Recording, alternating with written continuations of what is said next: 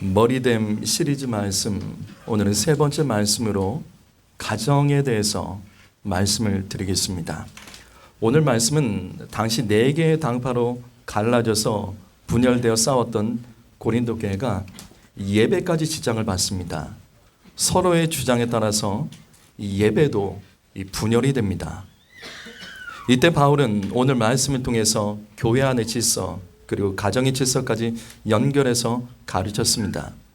그리고 바울은 이때 성경에서 가장 심오한 구절 중에 하나를 말씀하고 있습니다. 그것이 오늘 말씀 3절입니다. 우리 3절 말씀 다시 읽겠습니다. 3절이 있습니다. 시작.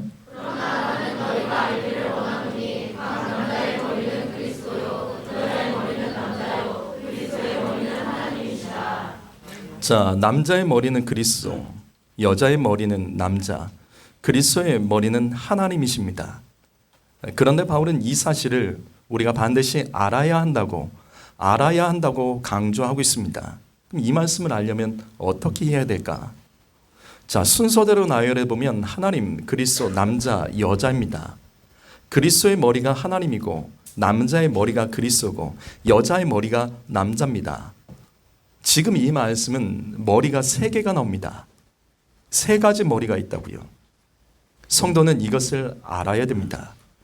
이 세 가지 머리가 세 개인 생명체나 공동체는 없습니다. 따라서 여기 머리 세 개는 세 가지 몸을 말하는 겁니다. 세 가지 몸. 첫 번째는 하나님을 머리로서 그리스도가 중보자이고 남자가 반응자로 이어지는 이 신앙의 구조를 신앙이라 부릅니다. 두 번째는 결혼입니다. 결혼은 그리스도가 머리고 남자가 중보자이고 머리로부터 그 말씀에 순종하는 반응자가 여자입니다. 이것을 이어지는 구조를 결혼이라고 하죠. 세 번째 몸은 남자가 머리고 여자가 중보자이고 그리고 그 사이에 태어나는 그 자녀, 이 반응자를 이것을 가정이라고 합니다. 오늘 우리는 세 번째 몸인 가정에 대해서 말씀을 드리겠습니다. 먼저 오늘 말씀을 우리는 좀 더 자세히 살펴보도록 하겠습니다. 고린도전서 11장부터 14장까지는 크게 세 덩어리의 말씀으로 나눠집니다. 먼저 고린도전서 11장 2절부터 오늘 말씀 16절, 이 말씀은 교회에서 여성들이 머리에 쓰는 예배포에 관한 말씀입니다. 그리고 11장 17절부터 34장까지는 교회에서의 성만찬에 대한 말씀입니다. 그리고 12장부터 14장까지는 교회에서의 성령의 은사에 관한 내용입니다. 이것을 통해서 바울은 네 개로 갈라진 고린도 교회가 무너진 이 교회의 질서를 다시 세우기 위하여 이 말씀을 이렇게 세 덩어리로 나눠서 강조하고 있습니다. 그 중에서 오늘 우리가 읽은 말씀은 여성의 예배포에 관한 말씀입니다. 4절과 5절 말씀을 한번 읽어볼까요? 여기 4절과 5절 말씀 한번 읽어봅니다. 시작.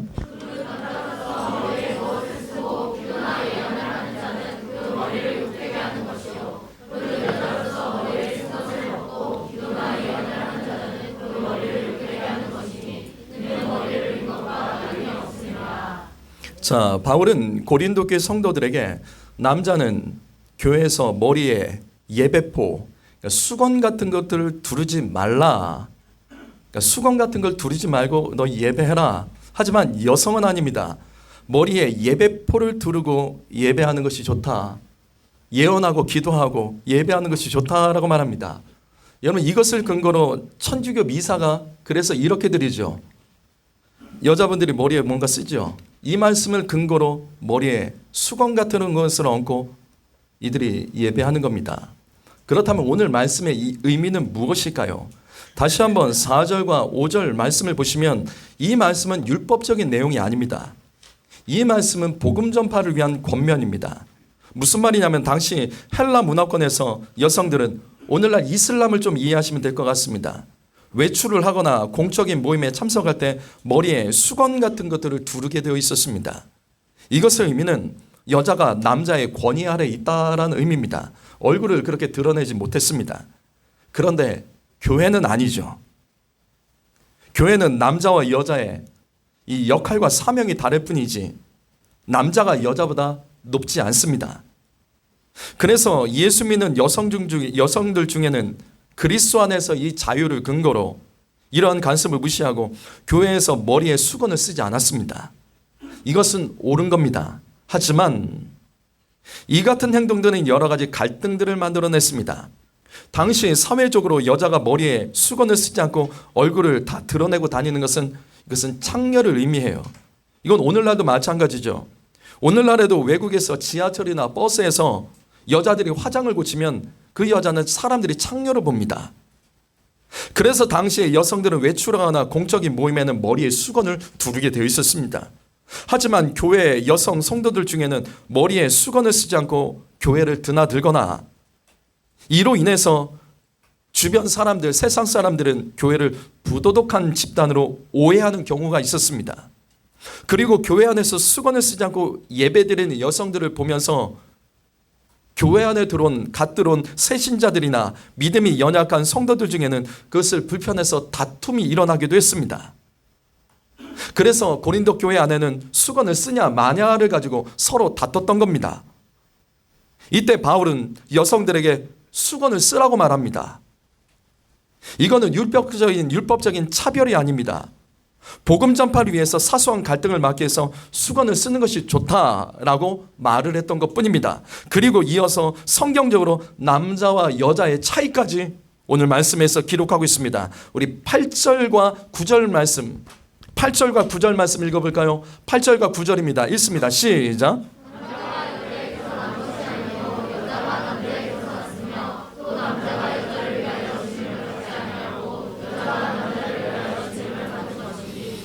여러분, 이 말씀은 누가 높고 낮냐로 이해를 하시면 안 됩니다. 이거는 창조의 질서입니다. 분명 하나님의 창조의 원리는 먼저 남자를 만드시고 남자로부터 여자가 나오게 하셨습니다. 하나님께서는 아담을 창조하신 뒤에 아담의 갈비뼈로 하와를 만드셨습니다. 그리고 하나님께서는 아담에게 하와를 주시면서 돕는 배필이라라고 말씀을 하셨습니다. 창세기 2장 18절 말씀을 보시게 되면 더 구체적으로 납니다. 여호와 하나님이 이르시되 사람 아담이 혼자 사는 것을 좋지 아니하니 내가 아담을 위하여 돕는 배필을 지으리라. 하나님께서는 아담을 보시고 돕는 배필이 없이 살아가는 것을 좋지 않게 여겼습니다. 성도 여러분, 하나님께서는 모든 천지만물을 창조하시면서 언제나 공통적으로 하셨던 말씀이 있죠. 그게 뭐죠? 천지를 창조하면서 항상 하셨던 말씀이 있었습니다. 뭐죠? 보시기에 좋았더라. 그런데 단 한 번 보시기에 좋지 않다라고 말씀한 말씀이 바로 이 말씀입니다. 아담이 혼자 있는 것, 이거는 좋지 않다라고 하나님 말씀하셨습니다. 아담은 돕는 배필이 없이 혼자 살아가는 것을 주님은 좋지 않다라고 말씀하십니다. 그러면서 이제 하나님께서는 돕는 배필인 여자를 아담에게 주시려고 합니다. 그러나 이 원리를 기억하시죠. 하나님은 합법적이십니다. 성도 여러분, 하나님 우리의 사정 다 아세요. 우리의 형편을 다 아십니다. 그러나 알아서 채워주지 않습니다. 알아서 도와주지 않습니다. 하나님이 알아서 채워주고 알아서 도와주면 세상에 문제 있는 사람이 어디 있고 구원받지 못할 사람이 어디 있습니까? 다 구원받죠. 그게 아니라고요. 하나님은 합법적이십니다. 하나님께서는 아담이 자신의 필요를 하나님께 구하기를 원하셨습니다. 마태복음 7장 7절 말씀, 구하면 주실 것이고 찾으면 찾게 되고 두드리는 자에게 열립니다. 하나님께서는 구하는 자에게 주시고 찾는 자에게 찾게 하시며 두드리는 자에게 열리게 하시는 합법적인 하나님이십니다. 그래서 기도가 중요한 거예요. 예수 믿는다고 되는 게 아니라 예수의 이름으로 기도할 줄 아셔야 됩니다. 성도 여러분, 기도할 때 하나님은 합법적으로 일하십니다. 다시 창세기 2장 18절 말씀으로 가시죠. 하나님께서는 아담에게 아담이 돕는 배필을 구하기를 원하셨어요. 그래서 바로 이어지는 말씀이 뭐가 나오죠? 돕는 배필을 주님은 주고 싶었다고요. 그래서 돕는 배필을 구하기 원하셨습니다. 그래서 하나님께서 어떻게 하셨을까? 이 다음 말씀이 뭐죠? 이 다음에 이어지는 말씀이 뭐죠? 하나님께서는 아담에게 에덴 동산의 짐승들의 이름을 다 짓게 하셨습니다. 창세기 2장 20절 말씀, 아담이 모든 가축과 공중의 새와 들의 짐승들에게 이름을 지어주니라. 아담이 돕는 배필이 없으므로, 여러분 이 말씀에서 무엇이 보십니까? 여러분은 이 말씀에서 무엇이 깨달아지십니까? 여러분 뭐가 보이세요? 이 말씀 의미가 뭐죠? 하나님께서 아담에게 동물의 이름을 지어주게 하신 이유가 뭐죠? 동물들의 이름을 지어줍니다. 그렇게 하신 이유가 뭐죠? 동물들의 이름을 하나하나 지어주면서 아담이 자신에게 없는 것을 한 가지 발견합니다. 모든 동물들은 혼자가 아니었어요. 다 짝이 있었습니다. 근데 아담은 자기 혼자였어요. 모든 동물은 짝이 있고 암수가 있었습니다. 바로 이것입니다. 그래서 이 말씀 보십시오. 아담이 에덴 동산에서 동물의 이름을 지어주고 그 이름을 지어준 결과가 뭐예요? 동물들의 이름을 지어준 결과가 뭐예요? 깨달은 거죠. 나는 혼자구나. 동물들도 돕는 배필인데 나는 혼자구나. 이걸 깨달은 거예요. 그래서 아담은 하나님께 돕는 배필을 허락해달라고 간구했고 하나님께서는 아담에게 합법적으로 하와를 주신 겁니다. 자, 그런데 우리가 여기서 알아야 될 것이 돕는 배필을 한번 이해해 보죠. 돕는 배필의 의미가 뭐죠? 돕는 배필의 의미가 뭐예요? 서로 도우며 살라는 그런 의미입니까? 말씀대로 보자고요. 돕는 배필의 의미는 아담과 서로 도우며 살라는 의미가 아닙니다. 성경 말씀은 그렇게 기록되지 않습니다. 여자가 남자를 돕는 게 돕는 배필입니다. 다시 창세기 2장 18절과 창세기 2장 20절을 보십시오. 성경은 돕는 배필의 의미가 여자가 남자를 돕는 것이다 라고 말씀합니다. 서로 돕는 개념이 아니에요. 하나님께서는 아담을 도우라며 하와를 선물로 주신 것입니다. 그래서 우리는 지난 시간에 이 말씀을 봤잖아요. 잠언 18장 20절 말씀, 아내를 얻은 자가 복을 얻고 여호와께 은총을 받은 자니라. 맞습니다. 남편에게 아내는 하나님이 주신 은총과 축복의 선물입니다. 그래서 아내를 얻은 자가 복이 있고 하나님의 은총을 받은 자입니다. 남편은 아내를 얻음으로 말미암아 돕는 배필이 생겼고 자기를 돕는 자를 통해서 남편은 조금 더 온전해질 수 있었던 거죠. 이처럼 돕는 배필의 성경적 의미는 서로 도우란 게 아니에요. 분명 성경은 돕는 배필의 의미를 여자가 남자를 돕는다라고 말씀하고 있습니다. 다시 오늘 말씀 그러면 이제 이해가 되실 겁니다. 오늘 말씀 8절과 9절을 보시면 바로 그래서 이 말씀이 나오는 겁니다. 하나님의 창조 원리는 먼저 남자를 만드시고 남자로부터 여자가 나오게 하셨습니다. 남자를 위하여 여자를 지으신 거라고요. 남자가 여자를 위해서 지음받은 것이 아니라 여자가 남자를 위해서 지음받은 겁니다. 이게 창조의 원리입니다. 그러나 오해는 하면 안 됩니다. 남자가 여자보다 우월하다 의미가 아니에요. 여자는 남자에게 복종이 된다 그 의미가 아니죠. 하나님의 창조의 질서는 여자가 남자를 돕는 겁니다. 여러분 이 기사 한번 볼까요? 민주당 한 의원이 행정자치부 국정감사 때 장관에게 지적한 내용입니다. 장관이 이거 성차별이죠. 신호등 보십시오. 왜 신호등에 남자만 있습니까? 남녀가 평등해야 되는데 왜 남자 그림만 있습니까? 여자까지 끼워 넣어서 만들어야죠. 실제로 이후에 시범적으로 신호등을 바꿨습니다. 남자 여자 저렇게 들어간 그림으로 바꿨습니다. 그러자 페미니스트들이 더 몰아붙입니다. 보세요. 뭐까지 몰아붙인지 보세요. 어린이 보호구역 표지판 보십시오. 문제가 뭐예요? 왜 여기 여자만 있습니까? 여자가 아이를 손을 잡고 어린이 보호구역을 지나가는 거예요. 왜 남자가 없냐며, 위험한 곳에 여자한테 맡기냐며, 이거 따지는 거예요. 비상구 표식, 제가 없는 말인 것 같아요. 조사해 보세요. 실제 있는 말입니다. 그래서 이거 나중에 바꿔요. 자, 비상구 보시죠. 남자만 있습니다. 성평등을 외친 자들이 이것 가지고 뭐라고 하는지 아세요? 남자만 살라는 거냐? 남자부터 도망쳐야 되냐? 제가 그냥 하는 말인 것 같아요. 진짜입니다. 여러분 선교 잘하십시오. 저런 쓸데없는 거 주장하는 자들 뽑아주면 안 됩니다. 우리 주변에 보십시오. 지금 그래서 이 문제가 터지는 겁니다. 성도 여러분, 그럼 우리는 이런 것들을 어떻게 봐야 될까요? 남자와 여자에 대해서. 분명히 성경은 이렇게 말씀합니다. 여러분, 남자와 여자는 평등하지 않습니다. 오해하지 마세요. 끝까지 들으세요. 이 땅에 페미니즘, 남녀평등을 주장한 사람들은 성경에서 벗어난 겁니다. 남자와 여자는 절대 평등하지 않습니다. 그럼 뭐가 정답이에요? 여자가 남자보다 우월합니다. 여자가 남자보다 우월합니다. 우월하니까 아담에게, 하와에게 아담을 도우라고 하시는 것이죠. 하와에게 아담을 돕는 배필로 하와를 아담을 돕는 배필로 주님이 주셨던 겁니다. 여자가 남자보다 우월하기 때문에 여자가 남자를 돕는 겁니다. 이렇게 이해하십시오. 여자가 남자보다 우월합니다. 남자는 육체적으로 강한 힘이 있죠. 육체적인 본능에 따라서 살아갑니다. 그래서 남자는 나이가 들던 나이가 어리던 육체의 본능에 따라서 성적인 범죄를 그렇게 많이 저지르는 겁니다. 그러나 여자는 육체의 힘이 약합니다. 그러나 정신과 영적인 힘이 강합니다. 하나님께서는 여자가 남자를 돕도록 정신과 영적인 힘을 강하게 창조하셨습니다. 나이가 들어도 상관없게.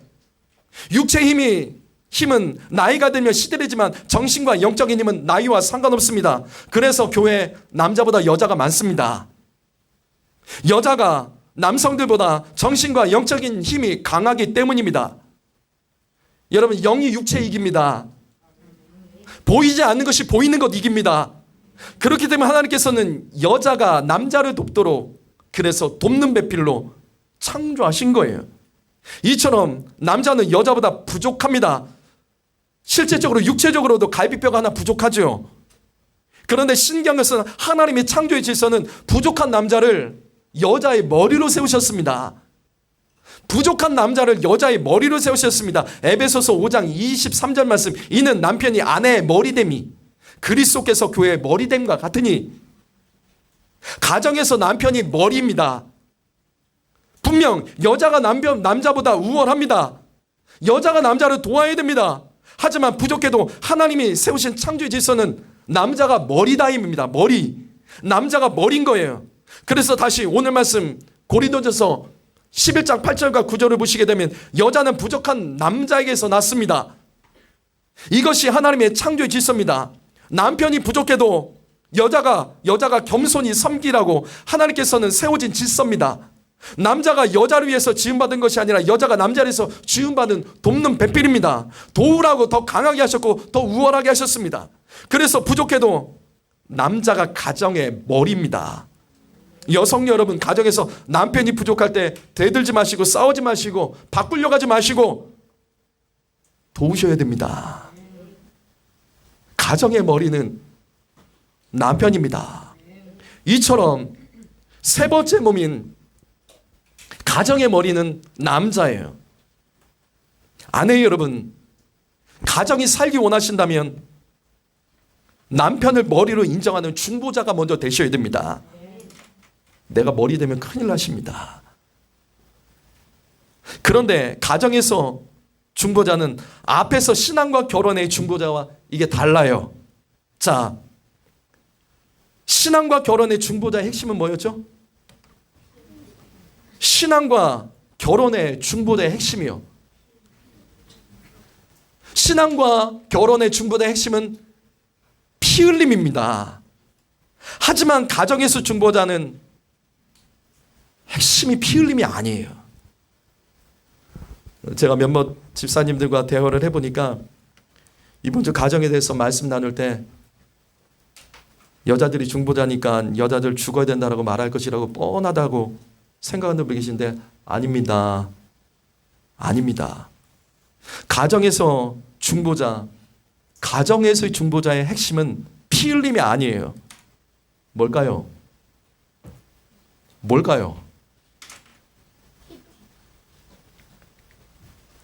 지혜입니다. 아내 여러분, 가정에서 지혜로우셔야 됩니다. 혈과 육으로 감정적이시면 남편과 다투게 되고 자녀들이 흩어집니다. 가정에서 중보자 된 아내는 지혜로워야 됩니다. 그래서 하나님께서는 여성들이 지혜롭도록 영적으로 강하도록 창조하신 거예요. 여호와를 경외하는 것이 지혜의 근본입니다. 남자는 육체적으로 강하지만 여성의 강함은 정신과 영적인 겁니다. 그래서 교회에 여자가 많다고요.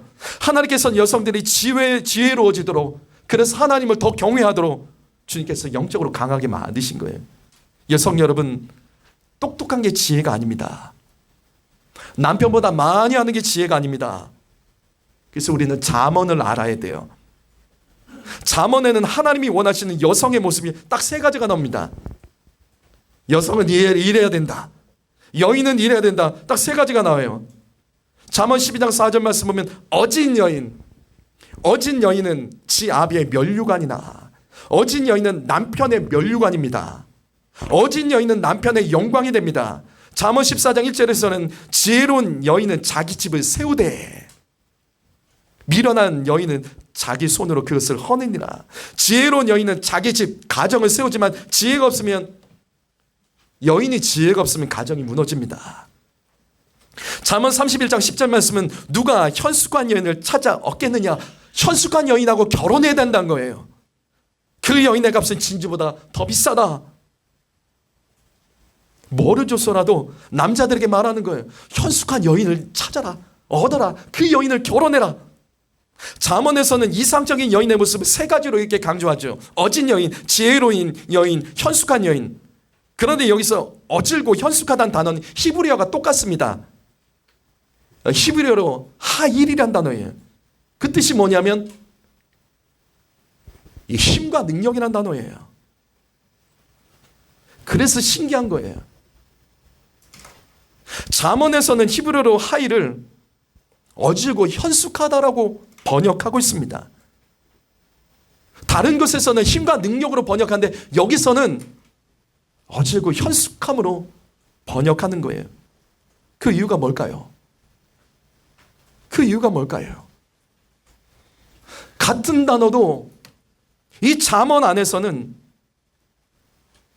이 하일이라는 단어가 지혜라는 단어 대신 사용되는 겁니다.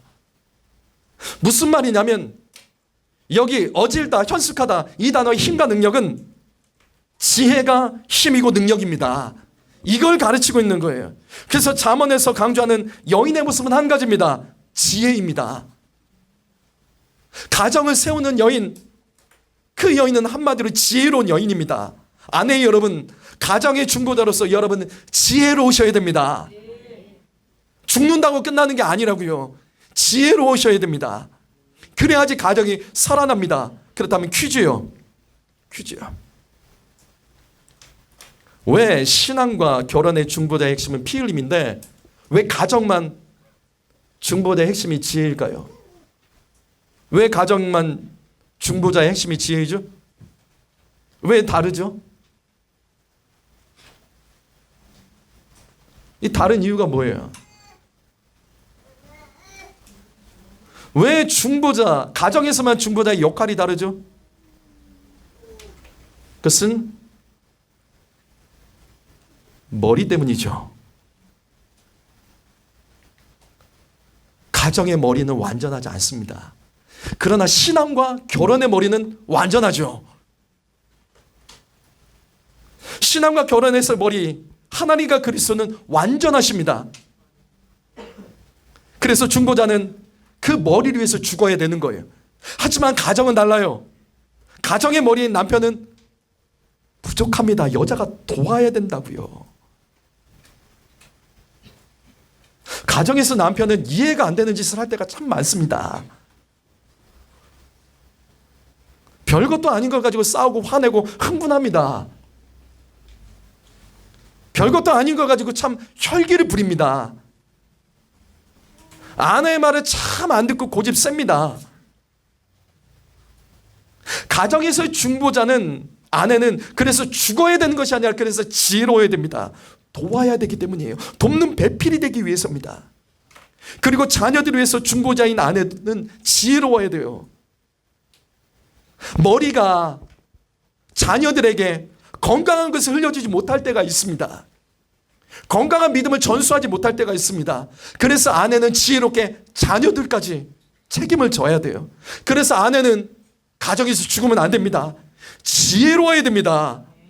가정을 살리기 위해서 지혜로워야 됩니다. 아내 여러분, 지혜로우셔야 됩니다. 아내 여러분, 혈과 육으로 반응하는 거 조심하십시오. 아내 여러분, 우울해하지 마세요. 아내 여러분, 외로워하지 마세요. 아내 여러분, 원통해하거나 억울해하지 마십시오. 그 가정 무너지는 겁니다. 그래서 무너지는 겁니다. 가정이 살려면 아내가 혈과 육의 감정을 버려야 되고 지혜로우셔야 됩니다. 하나님께서 남자들에게 육적인 힘을 주셨지만 아내들에겐 영적인 강함을 주셨기 때문에 아내는 지혜로워야지 그 가정이 하나님을 인정하게 되는 가정이 되는 겁니다. 가정의 머리인 남편 여러분에게 권면드립니다. 남편 여러분, 여러분은 가정의 머리입니다. 근데 교만하지 마세요. 머리이지만 완전하지 않습니다. 여러분은 그리스도가 아니고 하나님이 아닙니다. 남편 여러분, 내가 머리이기 때문에 내 말을 들어라, 복종해라. 아닙니다. 틀리셨습니다. 겸손하셔야 돼요. 가정의 머리는 남자입니다. 맞습니다. 하지만 완전하지 않기 때문에 완전하신 하나님과 그리스도에게 머리됨을 배우셔야 됩니다. 이 말씀을 통해서 우리는 가정의 질서를 다시 한번 생각해야 되는 거예요. 오늘 말씀 마무리합니다. 여러분, 최소치의 법칙, 이 미니멈의 법칙을 아십니까? 제가 한번 금요 심야기도 때 이걸 말씀드린 적이 있어요. 여기 물통이 있습니다. 물을 아무리 부어도 여기 최소치 이상으로 물이 채워지지 않아요. 이것이 최소치의 법칙입니다. 아무리 물을 부어대도 저 최소치만큼 물이 그 이상으로 채워지는 경우는 없습니다. 여러분에게 질문합니다. 가정의 최소치는 누굽니까? 내 가정의 최소치는 누굽니까?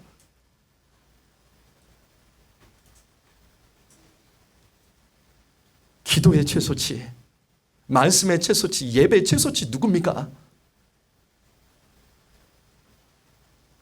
한 사람은 헌신으로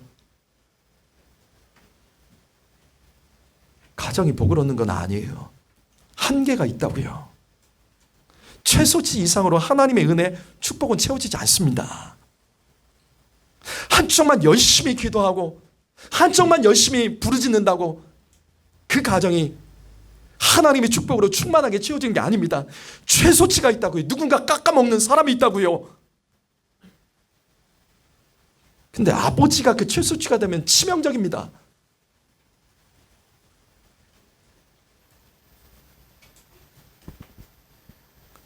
아버지 여러분, 여러분은 가정의 머리입니다. 아내와 함께 믿음의 가정을 세우셔야 됩니다.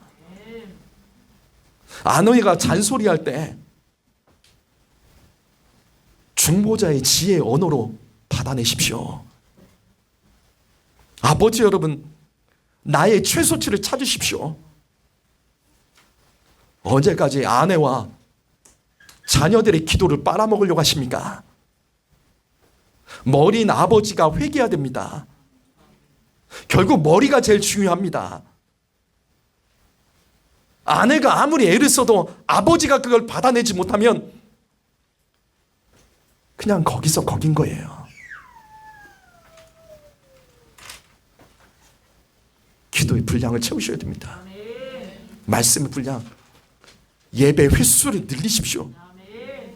어떤 핑계도 대지 마세요. 분명 하나님께서는 가정의 머리가 되도록 하나님께서는 남편들에게 아내라는 축복의 선물을 붙여주셨습니다. 아내의 지혜 앞에서 겸손하지 못했던 것, 고집부렸던 그 죄를 남자가 먼저 회개해야 됩니다. 기억하십시오. 자녀들의 최소치는 부모가 어떻게든 끌어올릴 수 있습니다. 자녀들의 최소치는 부모가 끌어올릴 수 있다고요. 근데 가정의 머리인 남자의 최소치는 그거는 쉽게 끌어올라지가 않아요. 아버지의 머리된 만큼 그 가정의 최소치가 만들어지는 거예요. 디모데전서 2장 8절 말씀, 디모데전서 2장 8절 말씀 읽어보죠. 아버지들만 있습니다. 아버지들만 있습니다. 시작.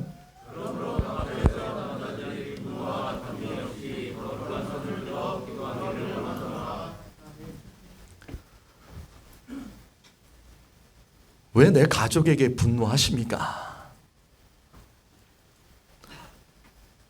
왜 내 가족에게 혈기 부리십니까? 그렇게 만만하세요? 내 아내가 내 자식이 그렇게 만만합니까? 아버지 여러분은 거룩한 손을 들어 기도해야 됩니다. 그래야지 그 가정이 살아납니다.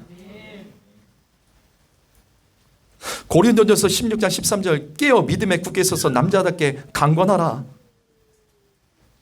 아버지 여러분이 깨어나셔야 됩니다. 남자답게 예수 좀 믿으시죠. 시시하게 힘없이 한우등 만우등 쪼잔하게 예수 믿지 말고 남자답게 예수 믿읍시다. 정말 자신할 수 있냐고요? 이 땅이 정말 끝이에요? 천국이 있는지 없는지 모르시겠습니까? 있으면 어떻게 하시려고요? 있으면 어떻게 하시려고요? 없다에 자신할 수 있으세요? 보험은 왜 드세요? 사고 날지 안 날지도 모르는데. 인생을 살아가면서 이 땅에 보험도 드신다면 하나님을 위한 보험은 왜 안 드세요? 천국가 진짜 있다면, 천국과 지옥이 진짜 있다면 어떻게 하시려고요? 하나님이 정말 계시다면 어떻게 하시려고요? 아버지 여러분, 진짜 남자답게 예수 믿읍시다. 머리됨을 회복하십시오. 대한민국은 전 세계에서 교회가 가장 많지만 이혼율이 전 세계 1위입니다. 교회 안에도 많다고요. 안 돼요. 안 됩니다. 더 이상 안 됩니다. 아내를 사랑하시고 하나님의 존귀한 선물로 여기시며, 아내는 중보자이고 내 편임을 기억하며, 아내는 나의 부족함을 돕는 배필임을 기억하며 아내를 뜨겁게 사랑하여 그 가정을 믿음의 가정으로 키워나갑시다. 기도하겠습니다.